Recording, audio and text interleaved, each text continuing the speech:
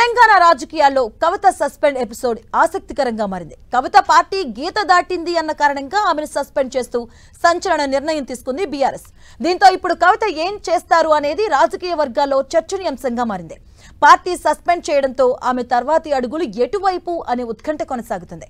సొంత పార్టీపై నేతలపై విమర్శలు గుప్పించిన కవిత ఏం సాధించారు, ఏం సాధించాలి అని అనుకుంటున్నారు, ఇంతకీ ఆమె లక్ష్యం ఏంటి అన్నదే ఇప్పుడు సర్వత్రా ఆసక్తి రేపుతుంది. బీఆర్ఎస్ లో గత కొంతకాలంగా ధిక్కార స్వరం వినిపిస్తున్న ఎమ్మెల్సీ కల్వకుంట్ల కవితపై ఎట్టకేలకు వేటు పడింది. పార్టీ వ్యతిరేక వ్యాఖ్యలు, విధానాలు ఎవరు అవలంబించినా వారిపై కఠిన చర్యలు తప్పవని గతంలో ఓ సందర్భంలో బీఆర్ఎస్ అధినేత కేసీఆర్ స్పష్టం చేశారు. అందుకు అనుగుణంగానే ఇప్పుడు సొంత కూతురుపై క్రమశిక్షణా చర్యల్లో భాగంగా పార్టీ నుంచి సస్పెండ్ చేశారు. ఏకంగా హరీష్ రావు, సంతోష్ రావు లాంటి సీనియర్ నేతలు, కేసీఆర్ కుటుంబ సభ్యులపైన కవిత సంచలన ఆరోపణలు చేయడం ఇప్పుడు సంచలనంగా మారింది. అయితే ఇప్పటి వరకు కూడా కవిత తన తండ్రి బీఆర్ఎస్ అధినేత కేసీఆర్ కోసమే తన పోరాటం అంటూ వ్యాఖ్యలు చేయడం ఇప్పుడు ఆసక్తికరంగా మారింది. గత కొంతకాలంగా గులాబీ పార్టీపై విరుచుకుపడుతూ సొంతంగా జాగృతి నేతలతో ఆందోళనలు, నిరసనలు, ప్రకటనలు చేస్తున్న కవిత పార్టీలో తాను ఇమడలేకపోతున్నానంటూ పరోక్షంగా సంకేతాలిచ్చారు. ఈ క్రమంలోనే విమర్శలను ఎక్కుపెట్టి తాను పార్టీని విడిచిపెట్టడం కాకుండా పార్టీయే తనపై వేటు వేసేలా చేసుకున్నారు అనే చర్చ జరుగుతుంది. ఏది ఏమైనా పార్టీ నుంచి బయటికి వెళ్లాలి అన్న తన ప్రయత్నంలో ఆమె సక్సెస్ అయ్యింది అని రాజకీయ విశ్లేషకులు అంచనా వేస్తున్నారు.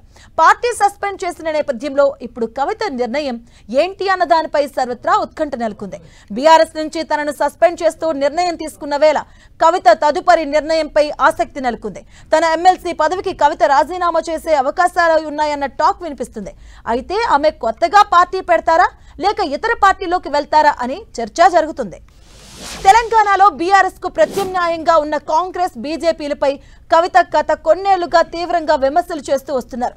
ఈ క్రమంలోనే ఆమె వేరే పార్టీలోకి వెళ్లే ప్రసక్తి లేదని రాజకీయ విశ్లేషకులు అభిప్రాయాన్ని వ్యక్తం చేస్తున్నారు. ఇప్పటికే తెలంగాణ జాగృతి వ్యవస్థాపకురాలుగా ఉన్న కవిత సొంతగా పార్టీ పెట్టే అవకాశాలే ఎక్కువగా ఉన్నాయన్న చర్చ జరుగుతుంది.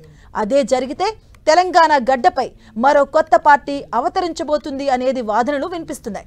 మరోవైపు బీఆర్ఎస్ లో ఉండగానే సొంత పార్టీపై బహిరంగంగానే విమర్శలు గుప్పించిన కవిత పార్టీ నుంచి బయటికి వెళ్లిన తర్వాత ఆ డోసు మరింత పెంచే అవకాశాలు ఉన్నాయని అంచనా వేస్తున్నారు.